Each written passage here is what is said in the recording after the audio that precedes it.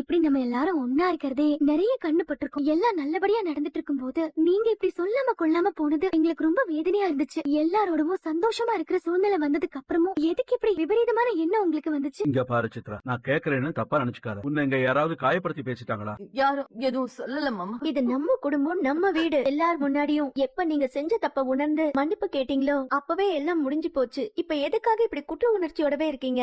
எந்த தயக்கமும் இல்லாம தலை நிமிர்ந்து நிக்கலாம் அத்தை. என்ன ஒரே ஒரு செகண்ட் யோசிச்சு பாருங்க அத்தை. கல்யாணத்துக்கு முன்னாடி நான் ஒரு சரியான சுயநல பிசாசு. அதனால அவ்வளவு தைரியமா எல்லார் முன்னாடியும் நான் கர்ப்பமா இருக்கேன்னு சொல்லி கௌதம கல்யாணம் பண்ணேன். அவ்வளோ ஏன் மகாவையே நான் செத்துருவேன்னு பிளாக்மெயில் பண்ணி எனக்கு சாதகமா இருக்க வச்சேன். ஆனா அதெல்லாம் எவ்வளவு பெரிய தப்புன்னு ஒரு கட்டத்துல திருந்தி இப்ப நான் மாறி இருக்கேன். இந்த வாழ்க்கை திருந்தணும்னு நினைக்கிற எல்லாருக்குமே கண்டிப்பா ஒரு வாய்ப்பு கொடுக்குது. இனிமே தப்பு பண்ண மாட்டேங்கிற நம்பிக்கை இருந்தாதான் நம்ம நிம்மதியா வாழ முடியும். இது வரைக்கும் நமக்குள்ள நடந்த கசப்பான அனுபவங்கள் எல்லாத்தையும் நான் எப்பவும் மறந்துட்டேன் அத்தை. நீங்க நார்மலா சந்தோஷமா இருந்தாதான் கௌதமும் சந்தோஷமா இருப்பாரு. உங்களுக்கு ஒண்ணுன்னா அவர் துடிச்சு போயிருவார் அத்தை. பாத்தீங்களா அவர் எப்படி வருத்தப்பட்டாருன்னு? உங்களை காணோனதும் அம்மா அம்மான்னு எப்படி கதர்னாரு தெரியுமா?